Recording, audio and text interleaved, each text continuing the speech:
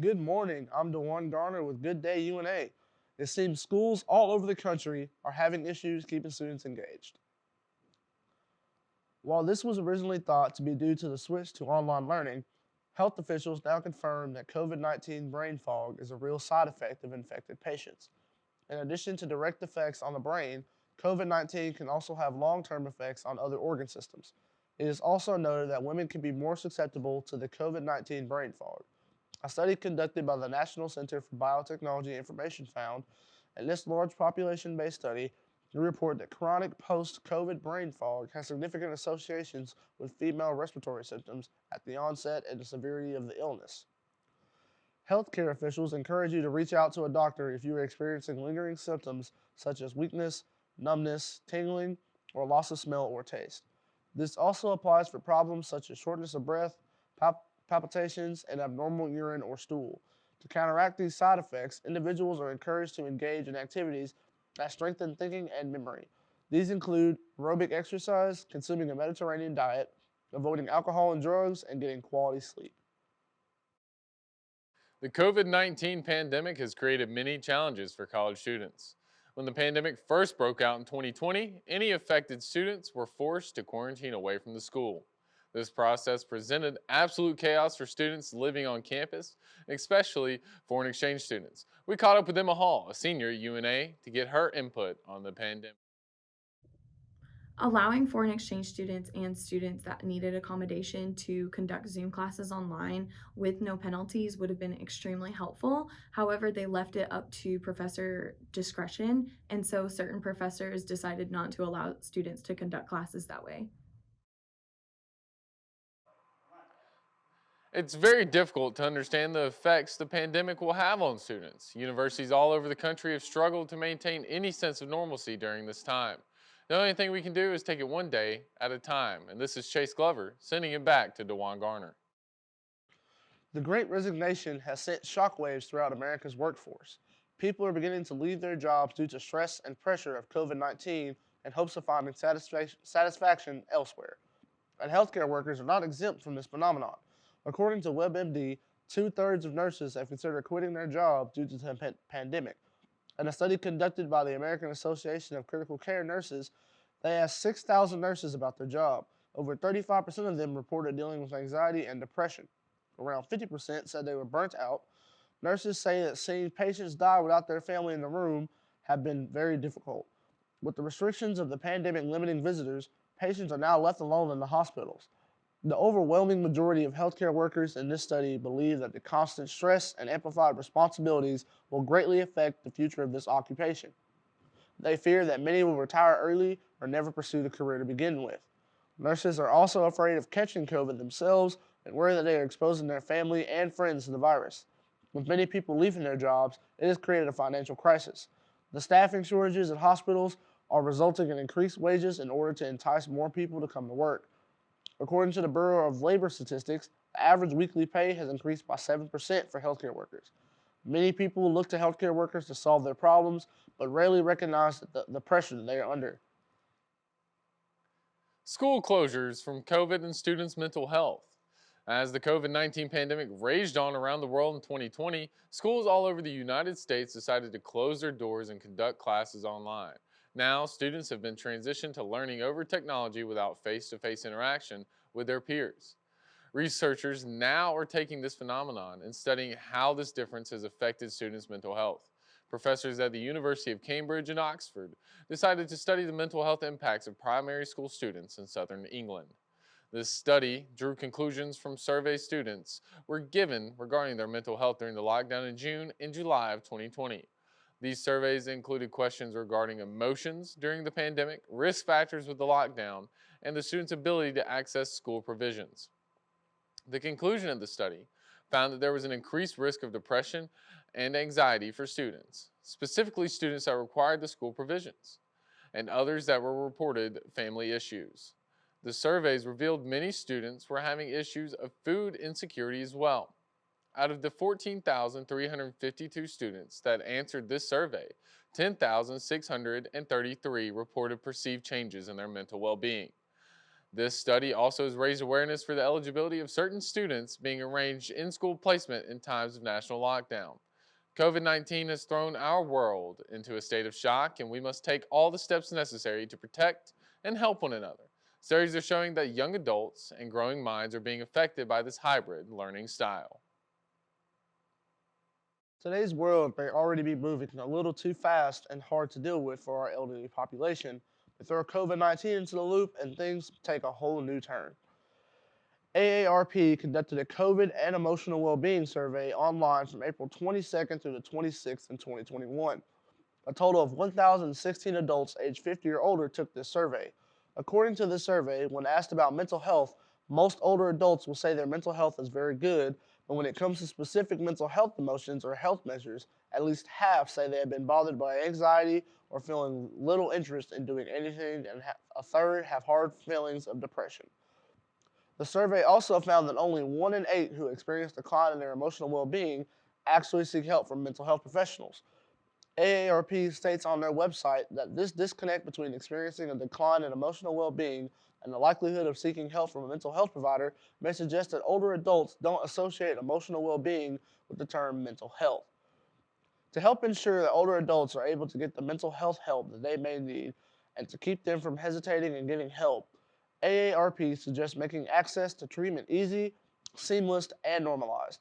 It is also suggested that mental health and emotional well being are addressed at medical visits to help ensure that older adults are able to receive comprehensive care. Over the past 2 years, the COVID 19 pandemic has been taking its toll on people around the world. Staying physically healthy has been at the top of that priority list, however. The nation's mental health is still at risk. Public health actions, such as social distancing, are necessary to reduce the spread of COVID 19, but they can make us feel isolated and lonely and can increase stress and anxiety. Studies have shown that learning to cope with stress in a healthy way will make you, the people you care about, and those around you become more resilient. The CDC recommends several ways to keep yourself mentally and emotionally healthy during the pandemic. Some of these methods include taking breaks from the news and social media, taking care of your body with regular exercise and a healthy diet, trying new hobbies, and even making time to connect with others. The CDC says that taking care of yourself can better equip you to take care of others. During times of social distancing, it is especially important to stay connected with your friends and family. Helping others cope with stress through phone calls or video chats can help you and your loved ones feel less lonely or isolated. In a time where mental health services are most needed, COVID 19 is disrupting and halting the ability to obtain those services. World Health Organization conducted a survey of 130 countries showing the devastating blow to accessing mental health services around the world. 93% of countries worldwide have been affected in this aspect as more and more people look to seek help for their mental health. Loss of income, isolation, and fear are triggering more mental health conditions and exacerbating existing ones. According to the Director General of the World Health Organization, good mental health is absolutely fundamental to overall health and well being.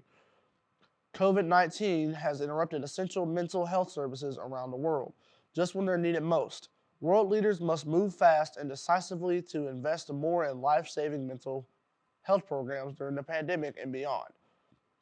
Prior to the pandemic, countries were spending less than 2% of their national health budgets on mental health and struggle to meet their population needs. As the pandemic continues, greater demand will be placed on national and international mental health programs that have suffered from years of chronic underfunding. The World Health Organization says 2% of national health budgets on mental health is not enough. We will keep you informed on this issue as the pandemic continues. With the popularity of high school, collegiate, and professional sports rising, we are starting to see athletes strive to be mentally and physically fit. The pressures to perform on and off the field can become overwhelming. With more attention being focused on the mental health of athletes, the need for sports psychologists are rapidly increasing. According to the American Psychological Association, 27 of the 30 Major League Baseball teams employed a mental skill coach in 2018, with that number only increasing in recent years. Professional athletes such as NBA player DeMar DeRozan have advocated mental health. DeRozan encouraged athletes to seek help by saying, "Never be ashamed of wanting to be a better you." To find a sports psychologist near you or for more information, head over to psychologytoday.com. The COVID 19 vaccine is very helpful in terms of reducing spread of the virus. However, it also has caused a lot of workers to quit or be terminated from their jobs. Employees are refusing vaccine mandates put in place by their management. Upstate University Hospital in NYC has fired or suspended 81 employees. Out of those 81 employees, 39 were nurses. Back in September, the number of employees fired or suspended for this same hospital was 113. In Marlton, New Jersey, Virtual Health lost about 120 employees because of the 5 hospital systems vaccine policy. The vaccine mandates are causing businesses and hospitals to be severely understaffed. It seems that most hospitals have made it very clear to their employees that the vaccine is the most important to the workplace. As we move toward a third year of the COVID 19 pandemic, the virus has changed many of our daily routines in ways no one anticipated and has become the new normal. Yet, with all these COVID driven precautions, new health hazards may emerge. With this unprecedented lifestyle shift, there's a potential for a more sedentary lifestyle, packed with activities like watching TV, sitting while reading, or being on the computer for long periods of time. We must stay proactive and, in some cases, creative to maintain an active lifestyle in the era of social distancing. Whether you've caught the virus or not, the pandemic no doubt has had a drastic impact on your day to day routine, which could negatively impact your overall health. First and foremost, getting vaccinated and/or wearing a mask is a vital part of protection from this virus. Staying active and having a good diet has been shown to boost your immune system, as well as promoting emotional health. Another critical part of remaining healthy during COVID is adequate sleep and self-care. These two precautions are normally overlooked but are extremely important in keeping your immune system strong. All of these tactics put together are the best way to keep yourself and those around you safe during the ongoing pandemic. Everyone loves a furry friend, and during the lockdown from COVID 19, they may be just what we need. There is no secret that the pandemic affected people's mental health in a negative aspect. However, a study conducted from the National Pet Owner Survey mentioned something very different. During the pandemic, most of us could not go see our friends or family. That amount of loneliness was something most of us were not prepared for. The National Pet Owner Survey relayed a questionnaire targeting dog owners in America from March to April of 2020. Results showed that 63.4 million households in the USA have at least one pet under their roof. Pet owners with at least one dog were shown to have an increase in mild physical activity and mental health. Doing small activities like playing outside, going for a walk, or even just laying on the couch can improve mental well being. Also, the study showed that pet adoption increased significantly during the lockdown. If you or someone in your local area wants to adopt a pet for themselves, please visit your local animal shelter. All animals videoed here are available for adoption at the Florence Lauderdale Animal Shelter. Studies note that pet adoption can be linked to decreased levels of stress and anxiety, so to most, the lockdown seemed like a great time to adopt. Not only are our furry friends helping us, we can help them as well. COVID 19 has definitely flipped our world upside down. Our friends at the Florence Lauderdale Animal Shelter have a ton of furry friends waiting for a good home. And here's my coworker Chase Glover with our final story of the evening. Thank you, Dewan. Moving your business to a new building during the pandemic proved to be an extremely difficult task for the Singing River Media Group. However, after 2 years, the move has been completed. The Singing River Media Group seems to be enjoying their new building. Located on 2nd Street in Muscle Shoals, they were located in Tuscumbia for over 20 years. So today, we're going to take a look at their new building and dive a little deep into their history. 100.1 WLAY was started by Mitchell Self, who is the father of the now owners Kevin and Mike Self, who started the Singing River Media Group. The Singing River Media Group has 4 radio stations under their umbrella: 105.5, 101.5, 94.9, and 100.1, which is the original WLAY. In the new building, they have all the different amenities that you would see in a radio station: brand new studios, up-to-date software, and all the new equipment. Their old building was located on Main Street in Tuscumbia. Their new building resides on 2nd Street in Muscle Shoals. And next door is 8 Track Entertainment, which is a recording studio for many new and upcoming artists. The Singing River Media Group is on the rise in the Shoals area, and we are excited to see what they have in store for us. That will be all for today. As always, I'm Chase Glover alongside my twin brother, DeJuan Garner, and this is Good Day UNA.